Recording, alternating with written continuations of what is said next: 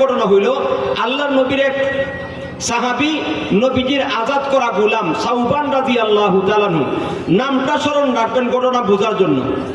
আল্লাহর নবীর সাহাবী নাম হলো সাউবান রাদিয়াল্লাহু তাআলা, তিনি ছিলেন আল্লাহর নবীর আজাদ করা গোলাম। তো আল্লাহর নবী তাকে খুব ভালোবাসতেন, মহব্বত করতেন। প্রায় সময় অধিকাংশ সময় আল্লাহর নবীর খেদমতে তিনি থাকতেন। কোনো একদিন আল্লাহর নবী তাকায় দেখেন সাউবান রাদিয়াল্লাহু তাআলার দিকে তাকায় দেখেন খুব বিষণ্ণ চেহারা, মলিন, চিন্তিত। আল্লাহর নবী জিজ্ঞেস করলেন যে সাউবান, ব্যাপারটা কি? তুমি কি অসুস্থ নাকি? কেন তোমাকে এইভাবে দেখাচ্ছে কেন? তো নবীর সাহাবী সাউবান রাদিয়াল্লাহু তাআলা বলতেছেন, ইয়া রাসূলুল্লাহ, আমার কোনো অসুস্থতা নাই, আমি সুস্থ। তো সুস্থ যদি হও, নবীজি বলেন, সুস্থ যদি হও তাহলে তোমাকে এত বিষণ্ণ দেখাচ্ছে কেন, এত টেনশনযুক্ত দেখাচ্ছে কেন, তোমাকে ফ্যাকাশে দেখাচ্ছে কেন চেহারাটা? তো সাউবান রাদিয়াল্লাহু তাআলা বলেন, ইয়া রাসূলুল্লাহ, আমার চেহারাটা এমন দেখানোর কারণ হইল আমি আজকে 2-3 দিন যাবত একটা ব্যাপার নিয়ে, একটা বিষয় না খুব টেনশনযুক্ত, পেরেশান। ওই বিষয়টা সমাধান করতে পারতেছি না। ওই বিষয়টার সমাধান না পাওয়ার কারণেই, ওই বিষয়কে নিয়ে চিন্তাযুক্ত হওয়ার কারণে আমার চিন্তার চাপ বিষণ্ণ দেখাচ্ছে আমার চেহারার মধ্যে। নবীজি বলেন, ও সাউবান, কি বিষয়ে তুমি টেনশন করছো? ওই বিষয়টাকে আমি জানতে পারি? তখন সাউবান রাদিয়াল্লাহু তাআলা বলেন, ইয়া রাসূলুল্লাহ, অবশ্যই আপনি জানতে পারেন। আপনি রহমতের নবী, দয়ার নবী, মায়ার নবী, আমাদের অভিভাবক। আপনার কাছে বলবো না তো কার কাছে বলবো? তো আমার টেনশনের বিষয়টা আপনাকে নিয়ে। সুবহানাল্লাহ বলবেন না?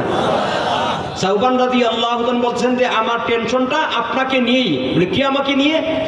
বলে, বিষয়টা হইল আজকে কয়েকদিন যাবত টেনশন করতেছি, চিন্তা করছি, দেখবো নবীজি আমি আপনাকে এত ভালোবাসি, এত মহব্বত করি যে দেখবেন আপনি যে যাকে ভালোবাসে তাকে কাছে পেতে চায়।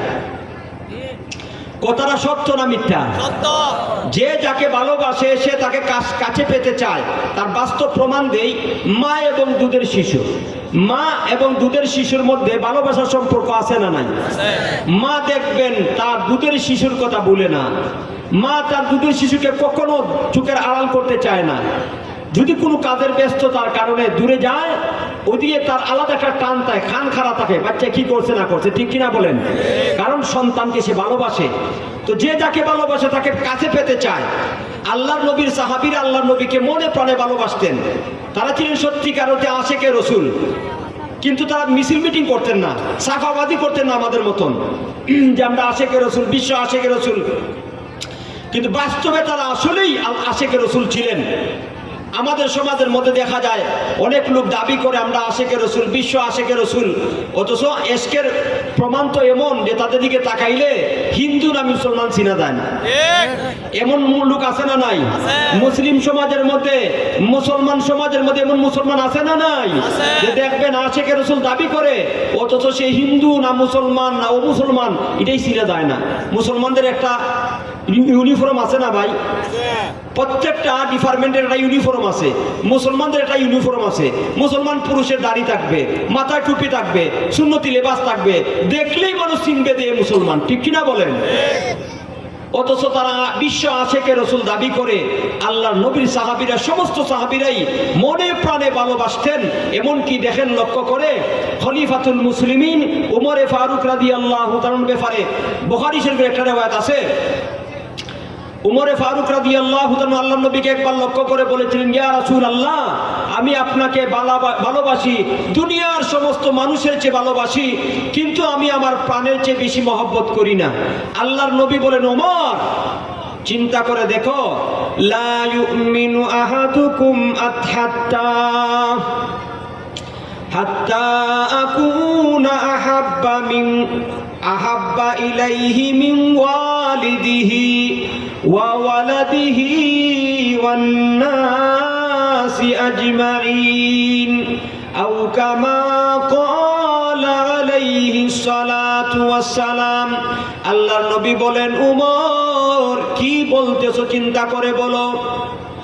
পরিপূর্ণ ঈমানদার হতে হলে আমি বিশ্ব নবীকে মা, বাবা, সন্তান, সন্ততি, দুনিয়ার সমস্ত মানুষ, এমনকি প্রত্যেকটা মানুষ তার জীবনের চাইতে, প্রাণের চাইতে বেশি আমি রসুলকে ভালোবাসতে হবে।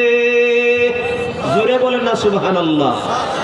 আল্লাহর নবীর সাহাবী উমর রাদিয়াল্লাহু তাআলা আনহু বলেন, ইয়া রাসূলুল্লাহ, ইয়া হাবিবাল্লাহ, আমি চিন্তা ভাবনা করে দেখেছি, আমার দিল সাক্ষী দিয়েছে যে আমি আপনাকে আমার প্রাণের চেয়ে বেশি মহব্বত করি। সুবহানাল্লাহ। বিশ্ব নবী বলেন, ওমর, এই মাত্র তুমি তোমার ঈমানকে পরিপূর্ণ করেছো। সুবহানাল্লাহ। তাহলে পরিপূর্ণ ঈমানদার হতে হলে আল্লাহর নবীকে নিজের প্রাণের চেয়ে বেশি ভালোবাসতে হবে, ঠিক কিনা বলেন? নবীর সাহাবীরা আল্লাহর নবীকে নিজের প্রাণের চেয়ে বেশি মহব্বত করতেন। সাউবান রাদিয়াল্লাহু তাআলা আনহু বলেন, ওগো নবীজি, আমি আপনাকে ভালোবাসি, আর যে যাকে ভালোবাসে তাকে বারবার দেখতে চায়, কাছে থাকতে চায়, কথা বলতে চায়, ঠিক কিনা ভাই বলেন? তো আল্লাহর নবীর সাহাবী সাউবান বলেন, আমি আপনাকে ভালোবাসার কারণে অধিক সময় আপনার খেদমতে থাকি।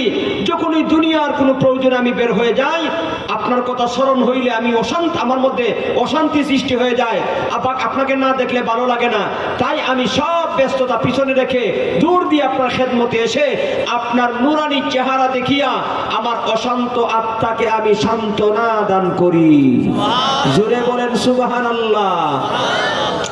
আল্লাহর নবীর সাহাবী সাউবান রাদিয়াল্লাহু তাআলা আনহু বলেন, ইয়া রাসূলুল্লাহ, ইয়া হাবিবাল্লাহ, আল্লাহর নবী গো, আমি তো চিন্তা করি যখনই মৃত্যুর কথা আমার স্মরণ হয়, কারণ মৃত্যু আল্লাহ সবার জন্য নির্ধারণ করে রেখেছেন, ঠিক কিনা?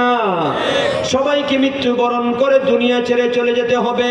ওগো নবীজি, আমিও মৃত্যুবরণ করব, আপনিও মৃত্যুবরণ করবেন। মরণের পরে আমরা আখিরাতে চলে যাব, আল্লাহর সামনে চলে যাব। কিয়ামত কায়েম হওয়ার পরে আল্লাহ রাব্বুল আলামিন বিচার করবেন। বিচার করার পরে দুনিয়ার সমস্ত মানুষগুলি দুই দলে বিভক্ত হয়ে যাবে, ঠিক কিনা? কয় দল? কয় দল? খেয়াল করেন, কয় দল ভাই? দুই দল। আল্লাহ বলেন, يوم يأتي لا تكلم نفس إلا بإذنه فمنهم شقي وسعيد।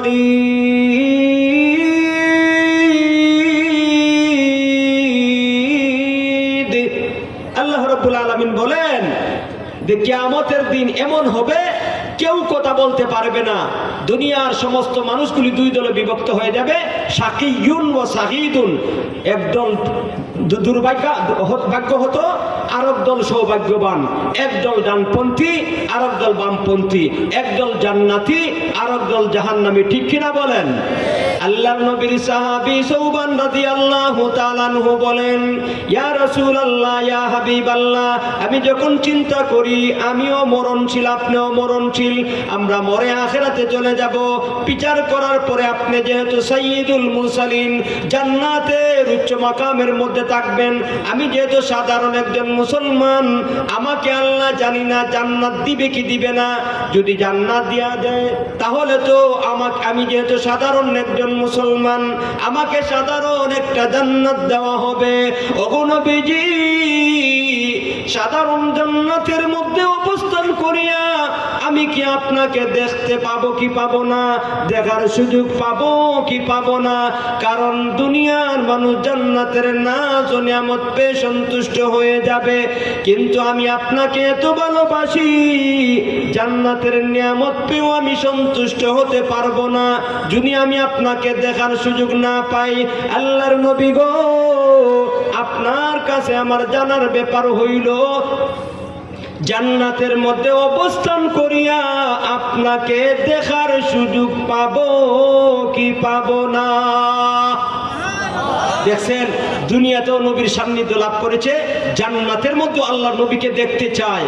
নবীকে দেখার ইচ্ছা আমাদের আছে না নাই? ইচ্ছা আছে নি ভাই?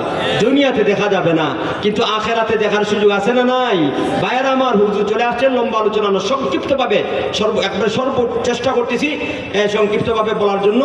নবীজি তখন কোনো জবাব দেয় না, কারণ আখেরাত গায়েবের ব্যাপার। আচ্ছা, গায়েবের বিষয় আল্লাহ নবী জানেনি? জোরে বলেন, গায়েবের বিষয় জানেনি? আল্লাহ ছাড়া গায়েবের বিষয় কেউ জানে না। কেউ যদি মনে করে গায়েব আল্লাহ নবী জানেন, এ মুশরিক, এর ঈমান নাই, ঠিক কিনা বলেন? আল্লাহর নবী গাইবের খবর জানে না। নবীর সাহাবী প্রশ্ন করেছে, জান্নাতের মধ্যে আপনাকে দেখার সুযোগ পাবো কি পাবো না? নবীজি কোনো উত্তর দেয় না। আল্লাহ দেখছেন, আল্লাহ শুনছেন, ঠিক কিনা বলেন? নবীর সাহাবী আল্লাহর রাসূলকে প্রশ্ন করেছে, এই দৃশ্যটা আল্লাহ দেখছে কি দেখছে না? আল্লাহর নবী প্রশ্নের জবাব দেয় নাই, আল্লাহ দেখছেন। সঙ্গে সঙ্গে আল্লাহ জিবরিল আলাইহিস সালামকে প্রেরণ করিয়া আমার তেলাওয়াত করা আয়াত নাযিল করেছেন। জোরে বলেন না সুবহানাল্লাহ। আল্লাহ রাব্বুল আলামিন আয়াত নাযিল করিয়া জানায় দিলেন, ইয়া রাসূলুল্লাহ, ইয়া হাবিবাল্লাহ, ওগো নবীজি, আপনার সাহাবী জানতে চায় জান্নাতের মধ্যে আপনার সাথে সাক্ষাৎ করার সুযোগ হবে কি হবে না? ওগো নবীজি, আপনার সাহাবী সহ গোটা দুনিয়ার সমস্ত ইমানদার বান্দা বান্দীদেরকে জানায়া দাও, যারা আখিরাতে জান্নাতের মধ্যে আপনার সাথে সাক্ষাৎ করতে চায়, আপনার দিদার লাভ করতে চায়, দুনিয়ার মধ্যে যারা তারা দুইটি বিষয়ের গুরুত্ব দেয়, দুইটি বিষয়ের উপর আমল করে, দুইটি বিষয়ের উপর আমল করিয়া যদি মৃত্যুবরণ করতে পারে, তাহলে আমি আল্লাহ আমার পুরস্কার প্রাপ্ত বান্দাদের সঙ্গী বানাইয়া হাসরের ময়দানে উৎক্ষিত করব। সুবহানাল্লাহ।